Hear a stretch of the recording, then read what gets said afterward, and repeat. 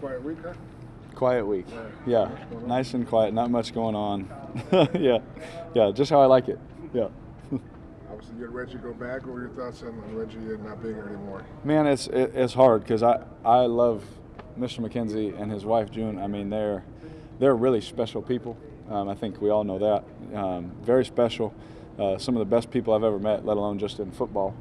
The support that I had, from him, and he drafted me. He gave me my chance. I had a good conversation with him after I found out the news. I sent him a long text. He sent me a long one back, and it was special, man. Our relationship was special, and it always will be. He never saw anything that would make you think this would happen. But it is what it is. You wake up, you see it, you're like, oh man, and it's a part of this, and we're moving forward. But he's someone that I'll always keep in contact with. And I sent in my message, I said, any success that I have, I hope that you feel a part of it. Whatever I do, hopefully, win a lot of games and do some fun things. I hope that you feel good about it, because I want you to know that you're a big reason for it. So I love him to death, and I'm gonna miss him. There's not that many people left.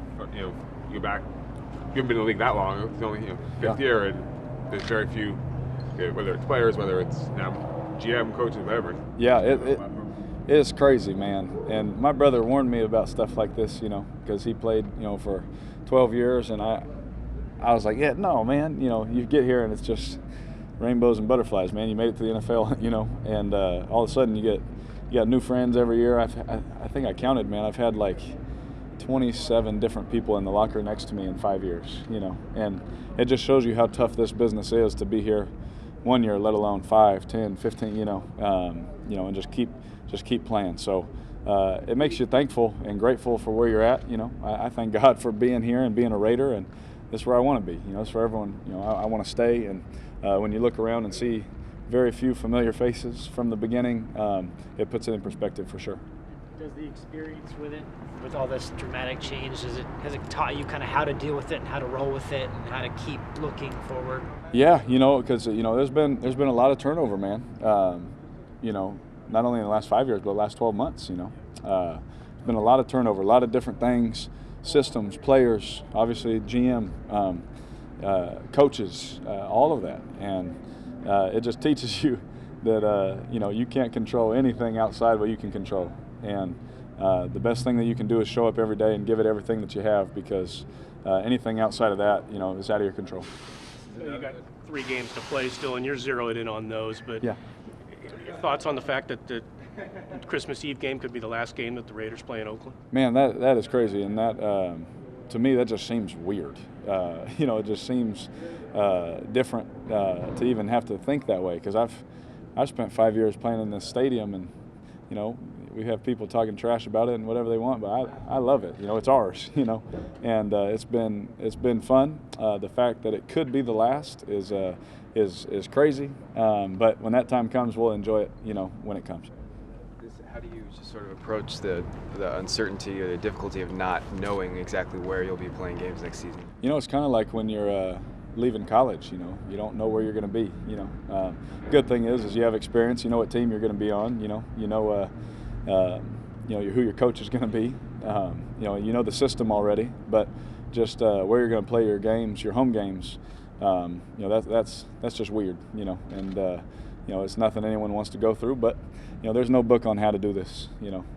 I'll figure it out the best way that I can, day by day. Speaking of uncertainty, you lose Feliciano. Kalechi's got the toe. Gabe's hurt. Yep. John says he doesn't know who's going to be at the guard spots. Yeah. How challenging is that going to be this week to put that together? It'll be very challenging, especially against a good defense. The front.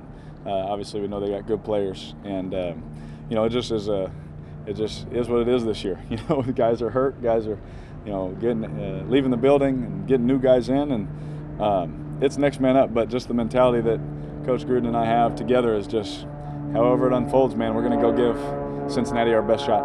Feliciano looked after the game in the locker room like he was hurting, and John had talked Monday about how incredible it was that both he and Gabe finished the game. Was that something in the huddle you could see how those guys were fighting through it?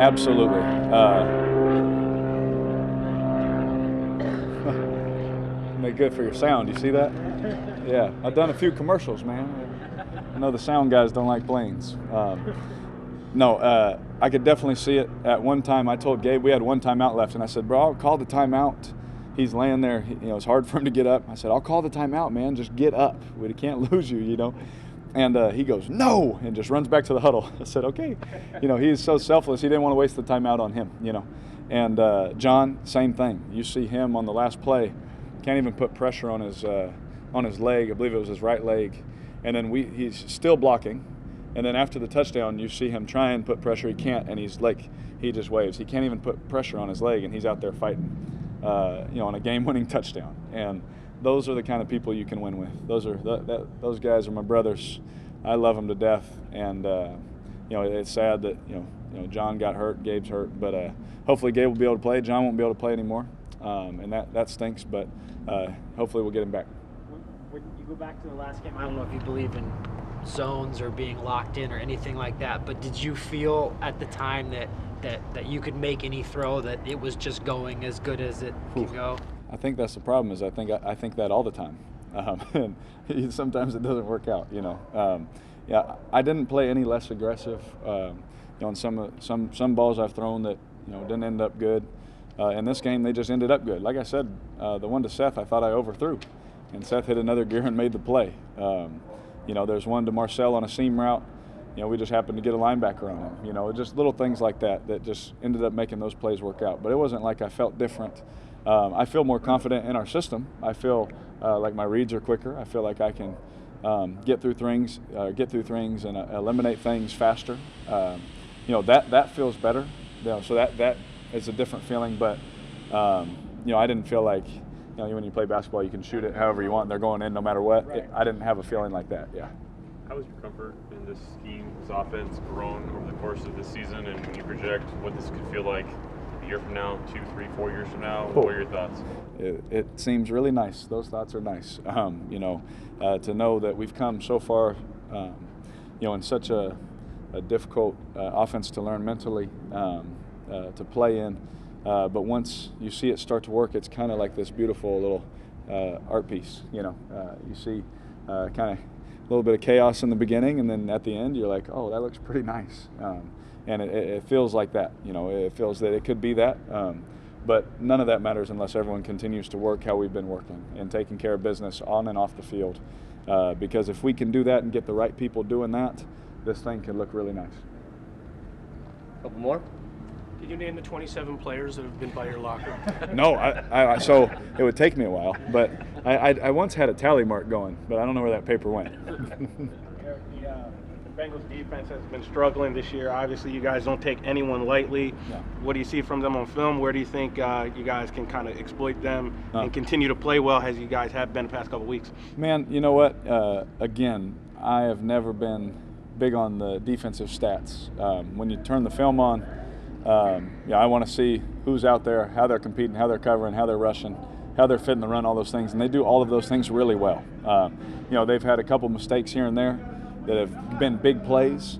And I think if they eliminate big plays, then, they're a top, defense. And so I don't go too much into stats. There's going to be mistakes here and there made. They got a really good talented secondary, a lot of first-round picks, a lot of veterans. They got a really talented veteran front. They got some guys in the linebacking core that like to hit and fit the run, and so we have our hands full. This is a AFC North opponent, so it's going to be a physical game. That's how they play football in the North, and so it's a good thing for us. That's how our team likes to play too. I know you and Gruden both feel you have a great dynamic type of relationship.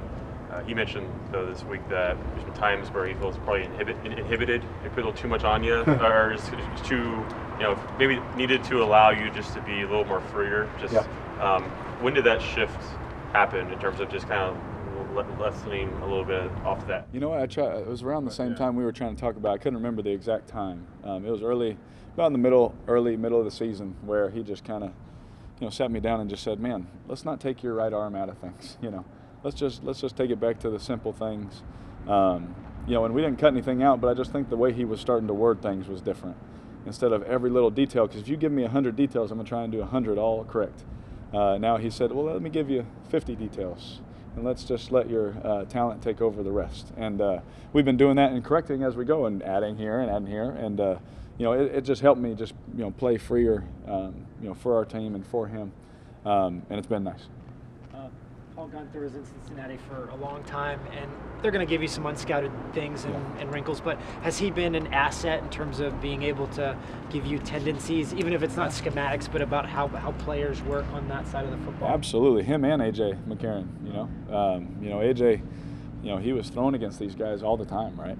And, all of it is just information, until you go out there and play, because they'll have a new wrinkle. They'll try something new or whatever. So you always have to be ready for that. But any information, I try and gather whatever I can.